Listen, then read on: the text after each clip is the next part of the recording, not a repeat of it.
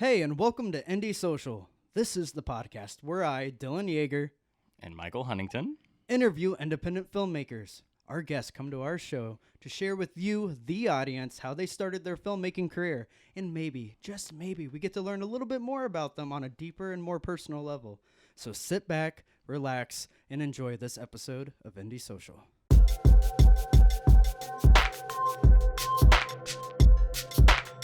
Our guest today is a 26-year-old creative based out of Iowa. He is the owner of Color Me in Media, went from competing academically at an international level at the age of 14 to balancing a triple major in biology, psychology, and neuroscience. From receiving major label attention as a music producer at the age of 17 to attending the Grammys at the age of 20. And from shooting videos for local businesses and organizations. His acting career began in high school and continued throughout college, playing the leading role in the student production No Exit. His film career launched after being noticed at the 2019 Snake Alley Film Festival, since then being casted for the web series Stay Indie and the short films Breathless and Alice. Ladies and gentlemen, today's guest is Emille Lacsa. There's Emille. How you doing, man? I'm not gonna lie, hearing my life story all in like one go kind of makes me feel like I sound like I don't exist. Yeah, it sounds very like an epic tale. All right, so real quick, I just want to address the thing here, is that The elephant in the room. the big elephant here is that we did this podcast already. It was a 45-minute episode, and I was not recording my audio. So the thing is that we would have done it, and your guys' audio was great. Mine sounded like it was from a tin can. And we kind of debated that we were going maybe to upload it, but we were like, we can't. This is the second episode. We can't screw up like this already. So we're here again. I came more prepared this time. I have questions to ask of Emille. I originally hopped on here thinking that I could just talk, and I need to be more prepared like you, Dylan, because you did great. Well, I don't know about that, man. I had so many different takes in the original episode of I kept screwing up his last name. That's true. I was so certain it was Laxus. He did it right this time. I'm He did really it. proud. We're all proud. It was right, Laxa? You did. Oh my gosh. You did it. So it was meant to happen. You promised like a gold star every time I did something good on the show. Yeah, well, You'd give me a gold star and we hang it up on the wall. Yeah, Do I yeah. get that gold star? I'll give it to you, man. Oh, all There we go. Thanks, man. So, Emille. Mm-hmm. So when I did my research on you, man, I man. was really blown away by the fact that you have a triple major and all these different things, and that you attended the Grammys, and yeah, man, I'm just like extremely jealous. So take me back on when, this triple major, man, what's this all about?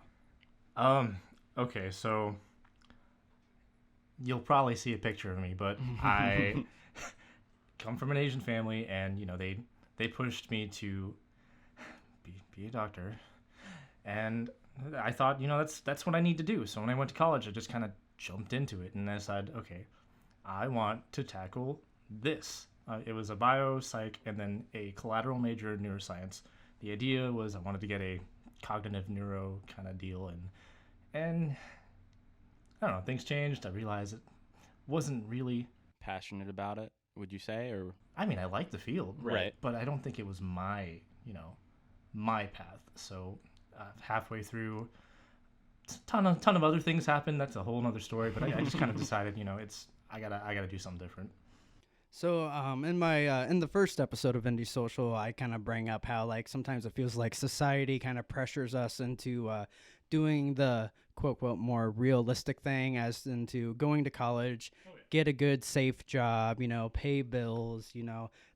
We're taught at a young age that dreaming for something like being a filmmaker, actor, musician is kind of silly, that it's unrealistic. Did you kind of have that pressured onto you at a young age that? Oh, absolutely. I think it's this mindset that, creative fields, whether that is, arts, acting, music, I think our generation kind of just got told, like, that's not going to get you the stable career. It's not going to get you,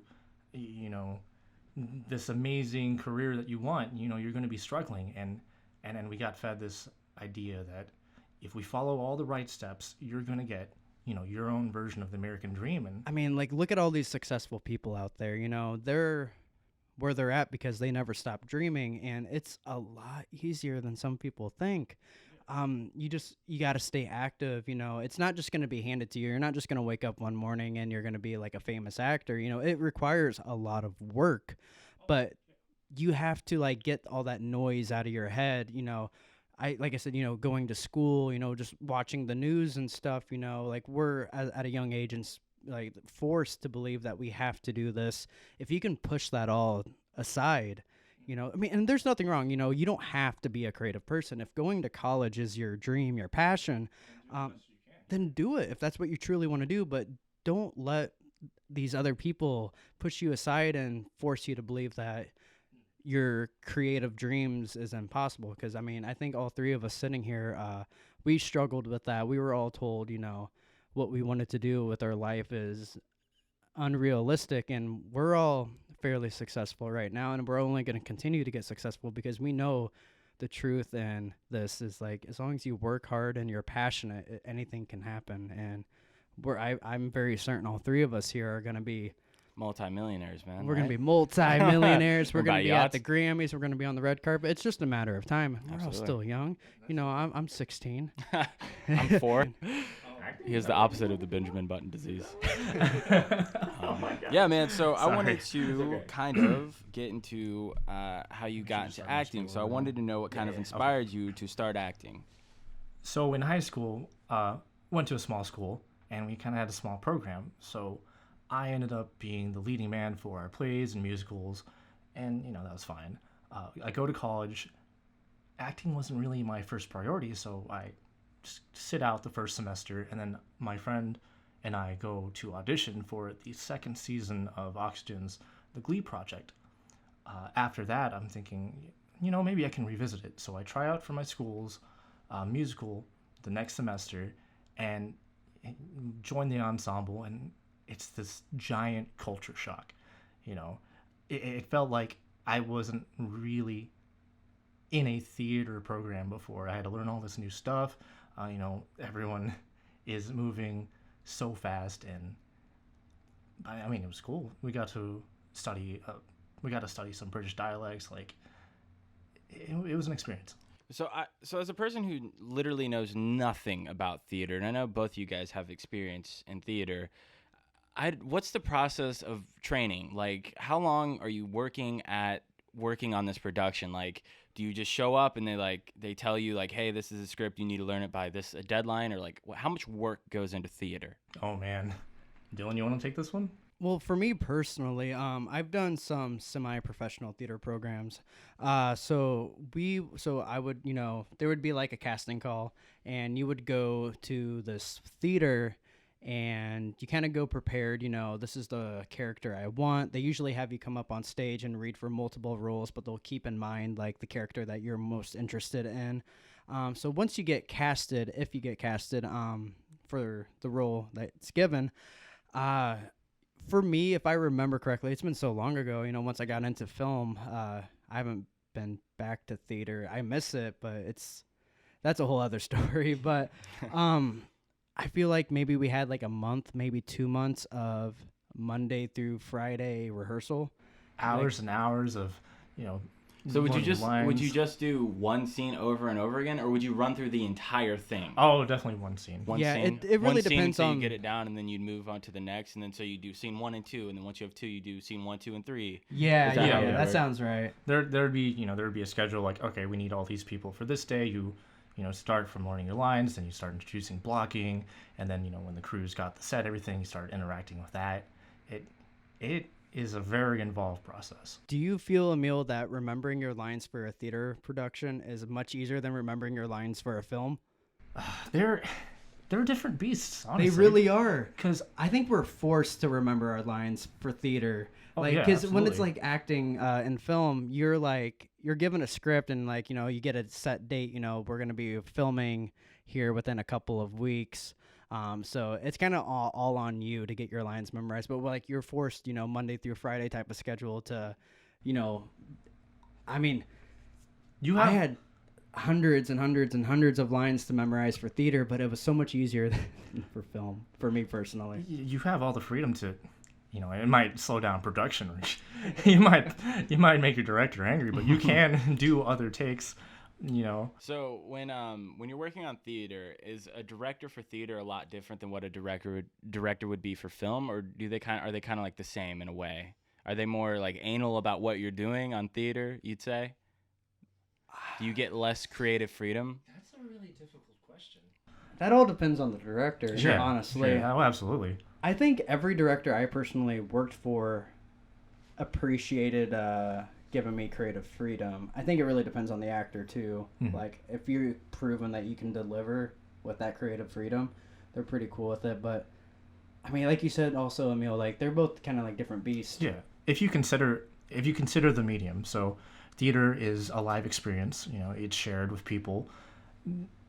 It's a much different thing to tackle than when you're doing a film project or a TV project where there's going to be a final product. So the director has to work with their DOP to make that what they think it should be, or what they think should be for the consumer.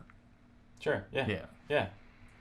So you gotta tell me, man, for me personally, with the whole theater, man, I just was so addicted to the live crowd reaction. Oh yeah. I miss it so much. And one of these days, I have 3 kids, so I don't really have that much time to invest in theater at the moment. But man, I tell you what, I am looking forward to getting back into it. And I just miss being on a stage and getting that live reaction out of people. Do you thrive off of that as such as I do?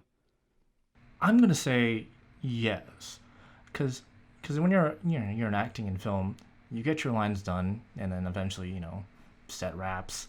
You can maybe see that reaction when you see the final product, but there's not much that compares to, say you have a particularly good production that night and you get a standing ovation, your whole ensemble comes out, and you all work together, you made it through that night.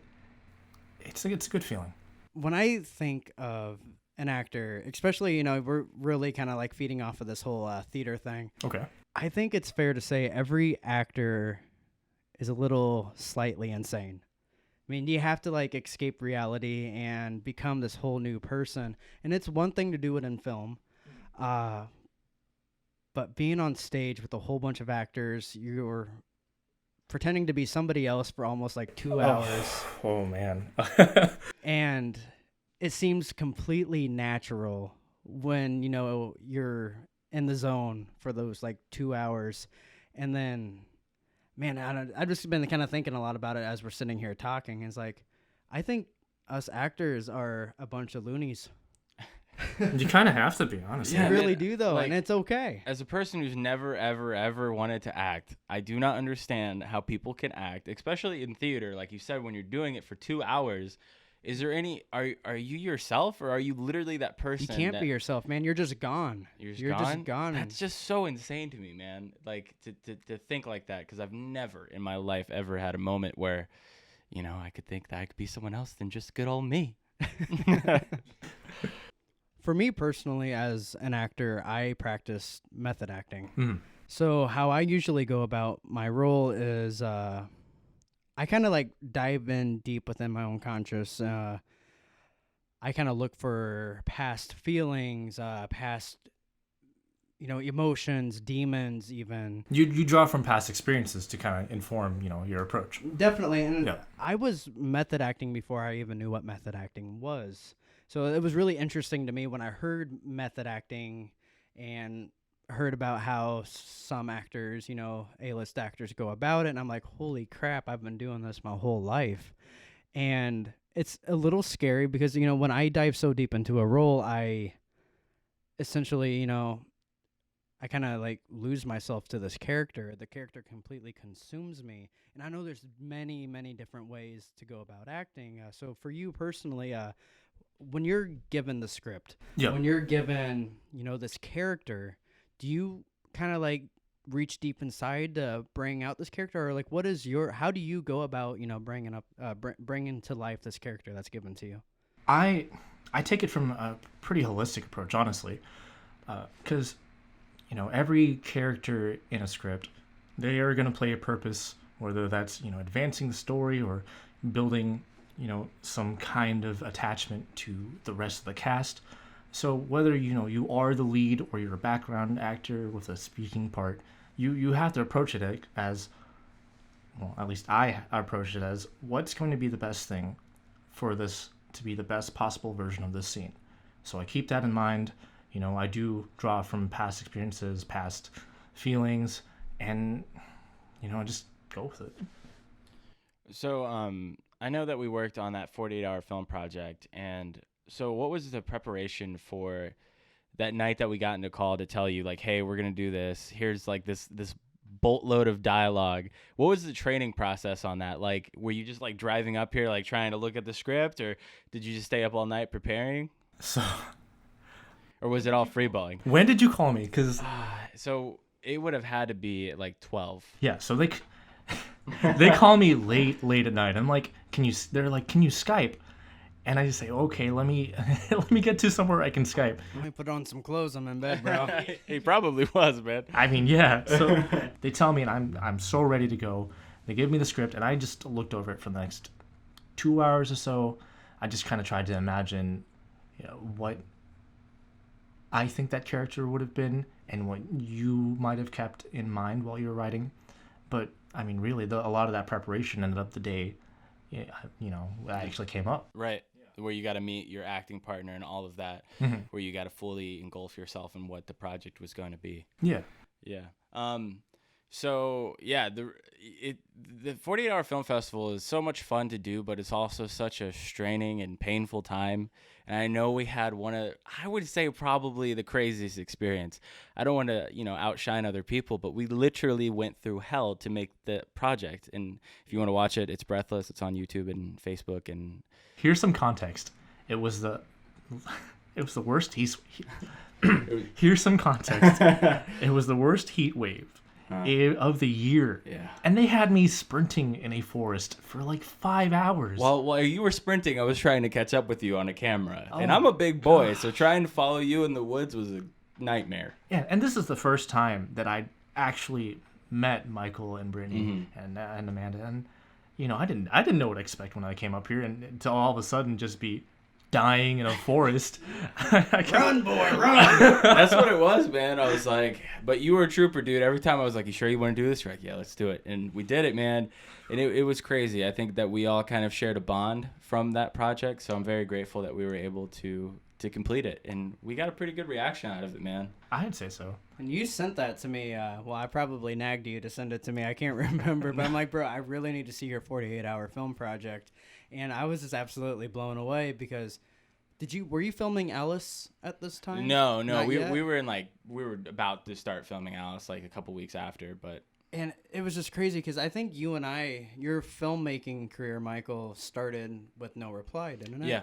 So I mean, I did the 48-hour film festival last year, but that didn't even compare to like what we went through with No Reply. So I would really say No Reply was like.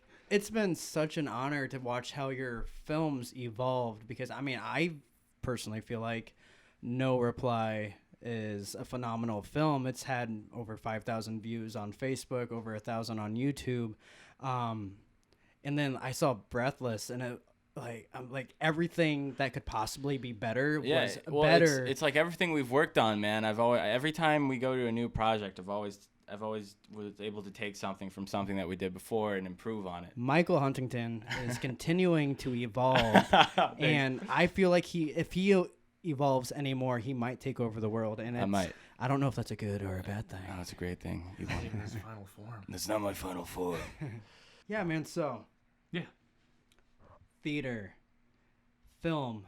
So you got noticed in 2019, right, at Snake Alley? Snake That's Alley. how you met Michael? We were doing the table reads. They do it every year, and JoJo actually got me onto that. I'm gonna stop you right there. Do you know her last name?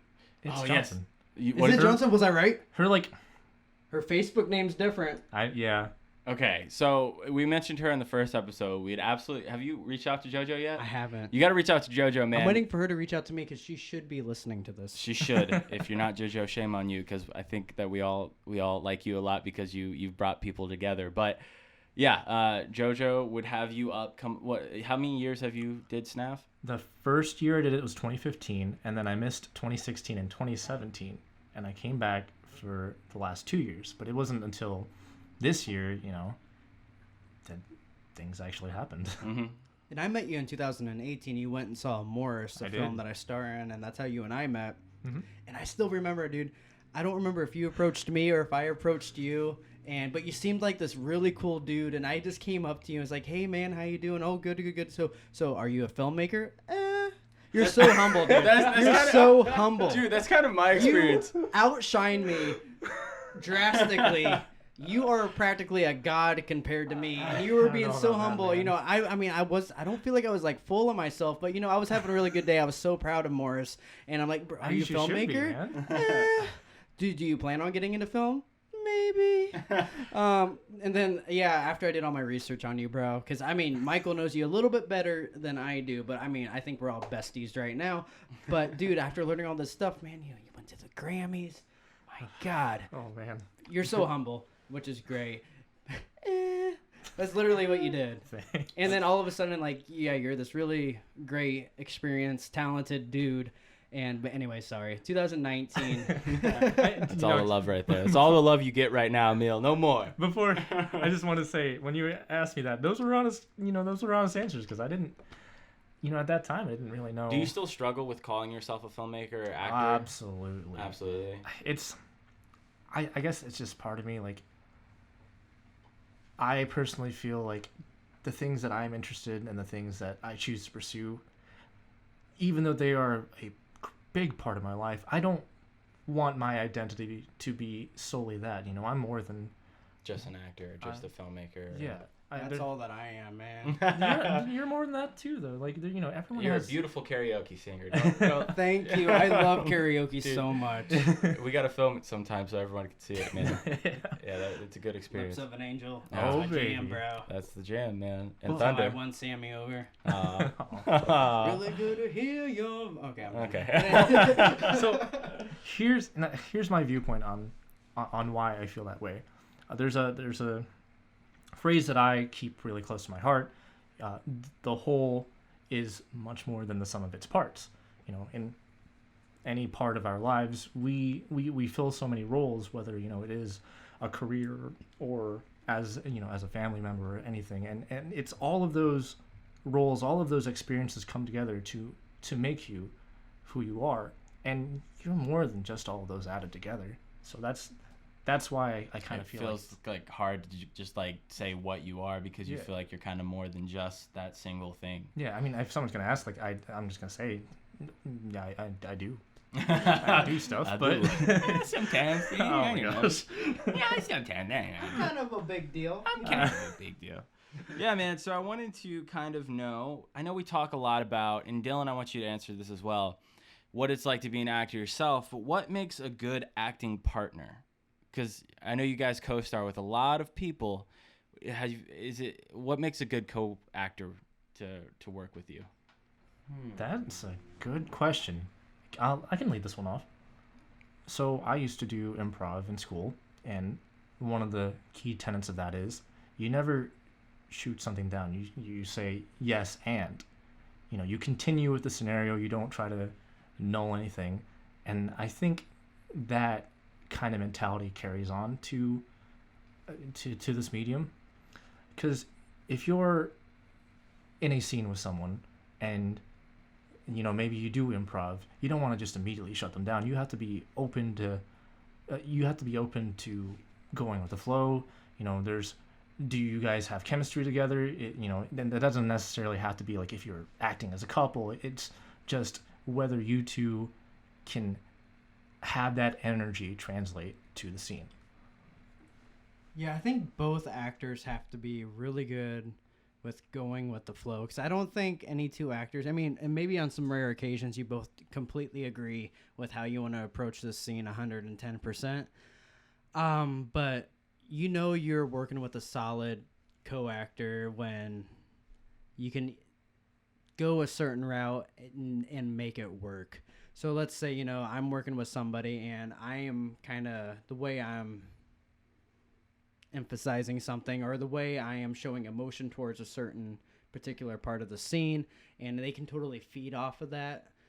That's when you have like a solid partner right there, when you both can just kind of keep going back and forth, and it feels natural, feels organic. Yeah. Because I really don't think anybody you work with is gonna like truly be 110% with exactly how you want to go about it. So, And honestly, it shouldn't be like that all the time. It's Right. it's a collaborative effort. You're making something new, whether it's the scene as written, or you're trying to make it Flow a little better. flow a little better. You're collaborating with someone, and if you all had the same ideas, it just wouldn't be the same thing. Definitely.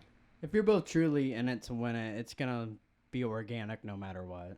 So how do you guys deal with first-time actors? I know you guys worked on probably some short films or theater where this person's ever acted before, and you're an experienced actor yourself.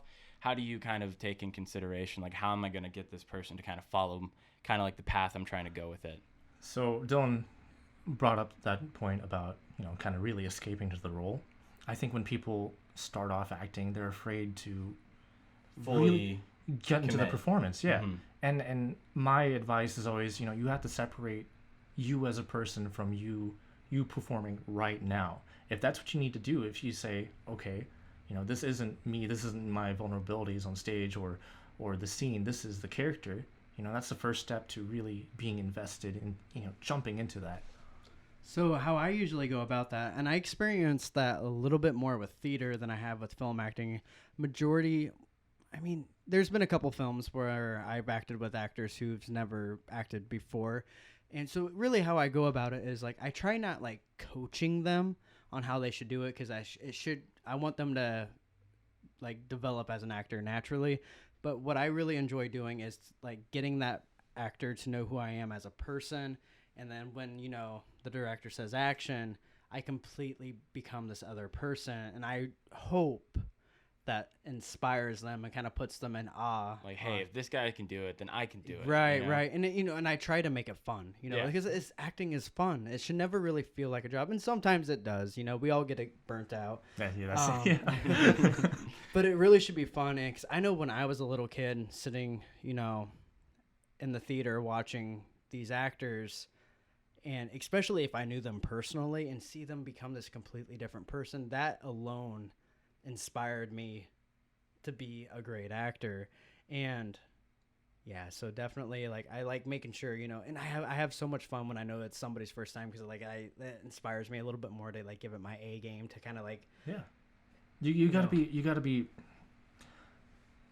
be positive. You want to make it a comfortable environment. Like, and if they do mess up, and you're gonna mess up. Yeah. Everyone's gonna mess up. It sometimes, happens. I don't think we've ever filmed something where it's been one take and we're like, all right, let's move on. oh my God, no reply, bro. Oh, yeah. Okay, so I got to share this story. We were filming No Reply and the car scene, and I don't know what it was, but I could not get my lines down, and we had like 20 takes. And that doesn't really happen a lot with you, man. Where It you like, don't. you I don't know completely what was forget wrong, man. everything. I Yeah. think I dived a little too deep into my character, and then I started going a little too off script, and then I caught it was myself. super late though too, man. We were all really exhausted at that point. It was dude. And we it was were a big filming chunk for of dialogue, It was so- over 8 hours. We were filming that night. Yeah. It was definitely a struggle. We were But on the struggle bus. we killed the lights, man. The lights burnt out. Yeah, so we were filming had for to start so it- long in this car. Didn't we have to wait like a whole other week to redo that Yeah, we scene? had to wait until next week because like by the time the DP that was there had to go, we were all tired and we were like, well, we can't charge this light in time because it needs a certain amount of time for us to even perform the scene. So we were like, we're gonna have to come back next week. I beat myself up so hard, man, because like there was a couple takes that I know that was like I felt good about, but like You couldn't like finish it, right? It was the man, thing. that was No Reply. I'm really happy with it, but oh man, I still have nightmares about that. I think it's important to share stories like that though, Mhm. because if you're coming from the outside in, you think, man, these guys really know what they're doing, and if you share moments like that, I think that also opens them up to say, being more comfortable with, okay, if I mess up, guess what, I got to do it again. Like when I was doing music, I remember this this is really embarrassing, guys. I haven't told this story. I haven't told this story in years. But someone would ask me, how do you not get nervous? And I just tell them, like, oh, I failed really hard the first time when I was. It's okay, man. Let it out. Let it out. We all want to hear it. We support you. When I was 15, I had just started learning guitar, and I learned the song because I wanted to impress a girl, all that. And I get to singing this song, or get to time to sing the song on stage, and I freeze. I forget how to play. I forget all the words. I am just staring at the crowd. Oh, no. And eventually, it's a good 5 minutes before anything happens. I just pick up my guitar, and I just walk off stage, and I hide. Oh my gosh! What were you doing? Was it like a talent show or? And it was like a show choir jazz band banquet, and there were acts in between, and I got one of the acts, and well, yeah, that didn't go well. So how long were you you were prepared to do it? It's just like that stage fright that kind of like stopped you from doing it. Like I got intimidated. I saw all these people in the crowd, Yeah, dude. I mean, I could never perform in front of people. That's insane, man. So I would definitely be in your place for sure. But once you've experienced it, it's not as terrifying anymore. Because you're always going to be like, well, what's the worst that could happen? Oh, right. I've already lived it. I've already lived it. Yeah. Does that whole seeing people in their underpants work? Is that a real thing, or is that just kind of what people say? I'm sure it works for some people, but it's always came across my mind, but I don't think I've ever actually tried applying that. It could be weird. Oh no, they're hot. Oh no, they're hot. So speaking of hot, it's really hot in this room we're recording in really right hot. now. We're just slowly taking off. Does it make you guys articles of clothing. uncomfortable? I'm only wearing a scarf. No, I love it. Right. It's So what I dreamed literally, I know you guys can't see, but I completely stripped down You're completely naked to my right now. scarf Yeah. that I'm wearing. covered though. Tastefully covered. Yeah, It's I'm a little modest. Yeah, it's covering the nips. It's not helping at all. I am sweating bullets right now. Yeah, it's definitely hot. So, going back to the research I've done with you, man, I see here that you are one hell of a poker player. And rumor has it you won some bigger bucks at one point in your life. I'm probably just a really lucky bad player. But this was about 2 years ago. This is kind of actually the start of my current career. I took a chance and I played at the World Series of Poker. I overslept the event that I wanted to play in, so I played the very next one. And it was a $235 entry deep stack. I don't know what a deep stack is, but it's a tournament. Okay. But anyway, you can go for it. It's all right. I'm playing, and then 13 hours later, I've outlasted a lot of really great players, and then before I know it, I'm being handed $12,000 in chips, and so 13 hours, is that without a break, or do you get breaks in between, or like? It depends on the tournament structure. I think I got like a 10-minute break every 2 hours. Oh my gosh, that's criminal. But so I have this money and I set it aside, and it really came in handy because I ended up losing my job pretty shortly after it. Oh no. And things happen, the whole thing. But during my off time, I thought, well, what can I do? So I bought some cameras. I went onto YouTube, No Film School. I learned as much as I could. Man. Were you a Film Riot or a fan of Film Riot? Film Riot was my teaching. I learned. I know what No Film School is now, but Film Riot was the one that kind of taught me. And Indie Mogul was the other one that was huge. I never looked at Film Riot, but I'm sure I can learn a lot more. There's probably so many people out there that have forgot so much more than I will ever learn. Right. But so when you bought all of that equipment, you at the time, did you know like how to shoot video, or was it something that was kind of like always in the back of your head, like I could do this if I had the equipment? I had dabbled in the past, but it seemed like the perfect time to really jump into give it a shot. Yeah, and so I learned some stuff, and I picked up my first clients, and it's so crazy because it landed me my current career, and my current career gave me enough time to pursue acting. And now you're here, man. Yeah. What was the first thing you've ever filmed that made you really, like after you saw the final product, you're like, yeah, this is who I'm meant to be? Or not not necessarily film, but like the first artistic thing you've created that really kind of just like, there's no going back now. That's hard for me to answer because, my creative goals change pretty often. Mm-hmm. But as far as like as far as the cinnamon, as far as the cinnamon toast crunch, we're hungry. That's right. As far as the cinematographer, our first client was a local fire department, and my second cam and I, we were just thinking, well, how do we approach this? Because we never charged anyone before. Yeah.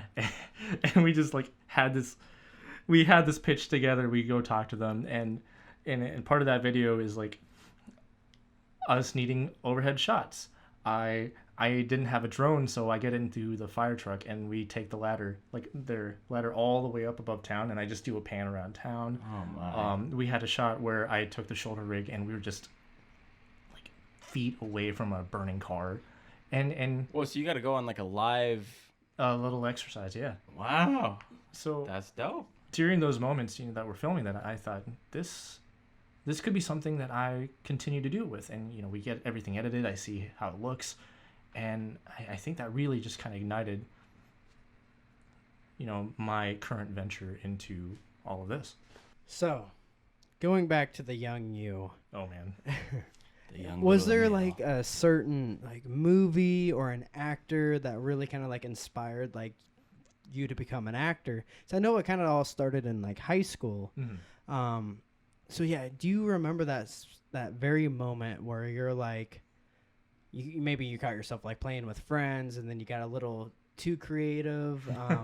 Because for me, like I remember back when I was like in middle school, even elementary, middle school, I would like be in the backyard with my friends and we'd find big sticks and we'd start beating the crap out of each other. Yeah. But we would like create stories where like I would, to the point where like some people just didn't want to play with me anymore because I'm like, we're in Lord of the Rings, And this if is you get my hurt, sword. That's what happens in Lord of And the like Rings. I would like create a story, like I would force my friends to create a character. I would force them to like create this backstory, and we would act out this entire like story for like 4 or 5 hours, man. Like, did you ever have any moments like that? And when like now that you look back on it, it's like, hell, was meant to be an actor. I think I'm probably the wrong person to ask that question because I had a Never beat up other people with sticks. I got into a playground fight once or twice. But It's my girlfriend. if you ask any of my friends, they'll say it's much easier to put together a list of movies that I have seen rather than a list of movies I haven't seen. I kind of had a sheltered childhood as far as it came to, TV shows and movies. So, but I think that actually helps me a bit out now because, I can go back and I can experience all of these things for the first time. I get to see it through a lens that you don't necessarily get when you're growing up. Yeah, definitely. You guys see that. Like, I want to know with you guys, when did you realize that movies were movies and not real life? Because for the longest time, I don't know, I want to say probably until I was 11, man, I thought like these were real people living in these scenarios. So like when I would see Lord of the Rings, I thought there was real people in some foreign land fighting and stuff. Or like when people would get shot, for some reason, I thought they actually got shot. You mean they're not? Right. When were movies like not so magical? When did you find out there was a behind the scenes to it all? Or did you guys always know and I'm just stupid? That could be too, man. I don't know. Oh, shoot, man, that's really hard. I don't remember the exact moment. It's a tough question. That is really hard. I would say maybe I had to have been fairly young. Because I think I was just so fascinated with movies and I kind of knew there was a process to it. Right. I remember when I was really little, like, man, I don't know. I was just so involved with like TV and movies. I So you don't think kinda, I like, ever always knew. really knew. I think I knew deep down that it wasn't real.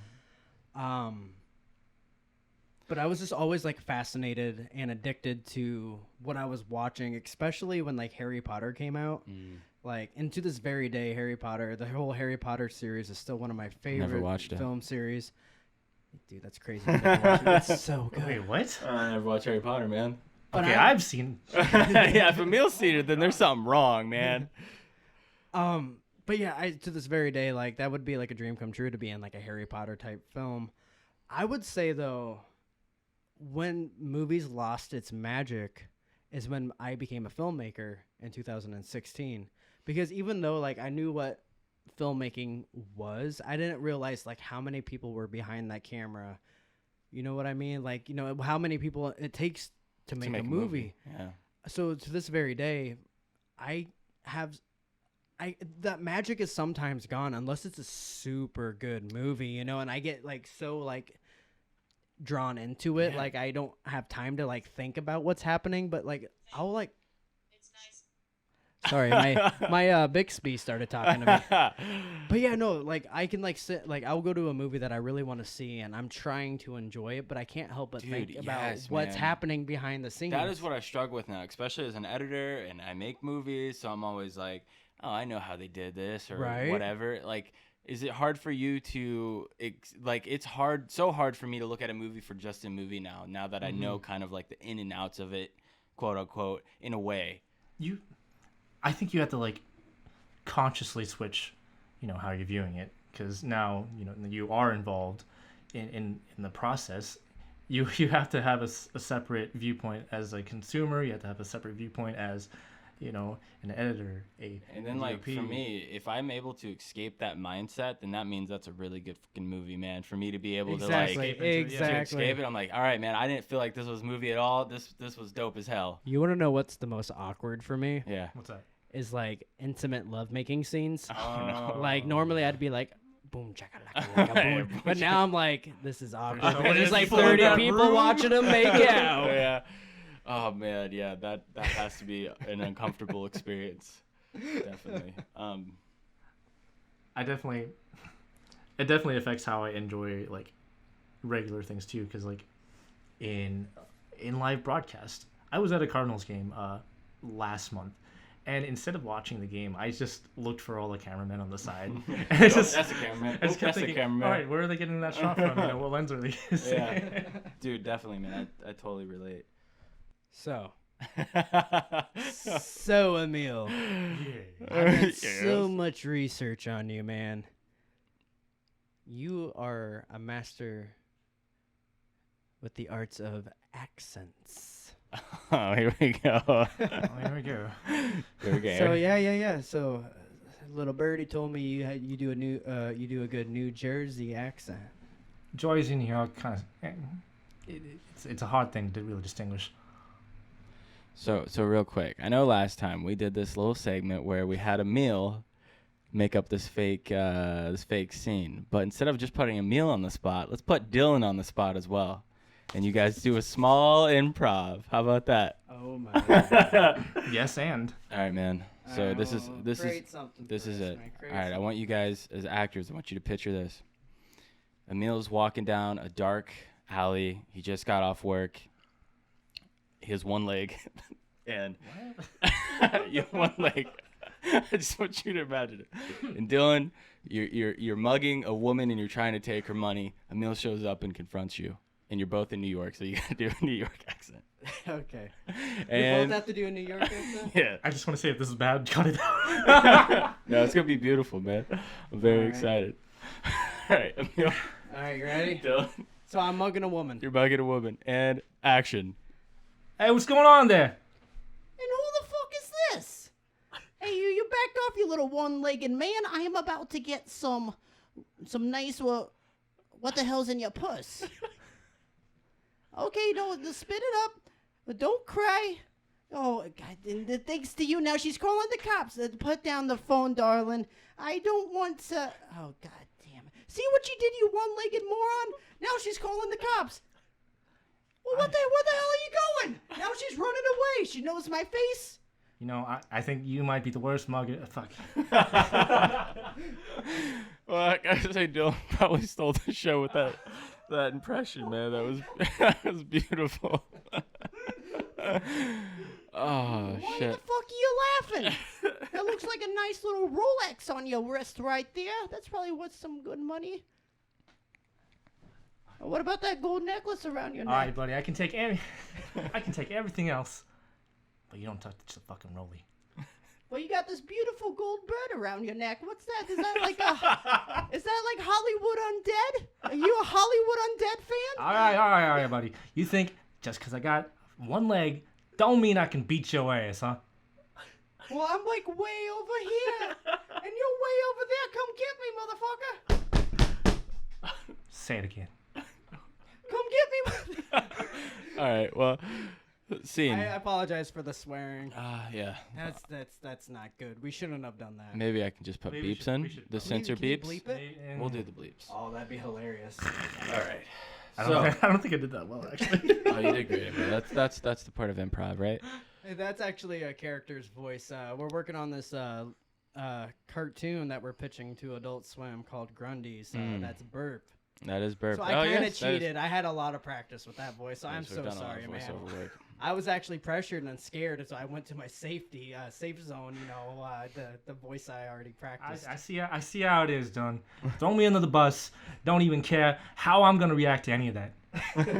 You know, this motherfucker. This motherfucker. All right, so as we're getting close to wrapping this up, Emille, I know we had you spit some inspiration shit last time, and I want to know it again. What was that beautiful quote? You had such a beautiful quote last time, man. Do you remember it? Like, it had me crying, man. So I know that at 26, I'm young in the whole grand scheme of things, but I also know that I'm a lot older than a lot of people I know got the chance to be, and you can face that challenge however you want, but the lesson that I get out of that is, tomorrow's gonna come, regardless of you or me, and you might not get a call back, you might not get that message back you've been waiting for, but you just gotta keep going. Just keep going. Damn. There we go, man. I'm That fucking is crying beautiful, again. man. Fucking crying again. All right. Dylan, you have any closing questions to ask this man? Well, I want to thank you again for coming here. Yes, to for do not this. for not only coming once, coming twice. You're a nice guy. I think we all kind of. I think we all developed a beautiful relationship. We became close. We became friends doing this podcast. And I think that's going to continue to happen. We're going to keep interviewing filmmakers, local and, we're okay. So we've had at this a point, lot of people, man. we have at least 30 or 40 people reach out to us Yeah. wanting to be on our show. It's and insane. eventually, guys, if you're listening, you will be on our show, but there's a lot of you. So we are kind of focusing, on the people who are closer to us, because that was kind of our inspiration, is to interview indie filmmakers in Iowa. But we will come for you guys. Please don't think since we haven't We will responded. Liam Neeson We your saw ass. your message. Thank you for messaging us. We will reply. We're just trying to figure out how we're going to get all of you onto our show. It's going to happen. So please don't be upset with us. We've seen your message. Yes. We appreciate it. We'll get back to you. We'll get back It's to all a you. matter of time. But yeah, thank you so much, guys, for tuning in to this episode. And Emille, thank you, man. thank you, Emille. You and your beautiful soul. You are such a beautiful man. Beautiful. You're so beautiful. Thanks for having me, guys. So again, I'm Dylan Yeager. And I'm Michael Huntington. And thank you for tuning in to Indie Social. Until next time, guys, peace.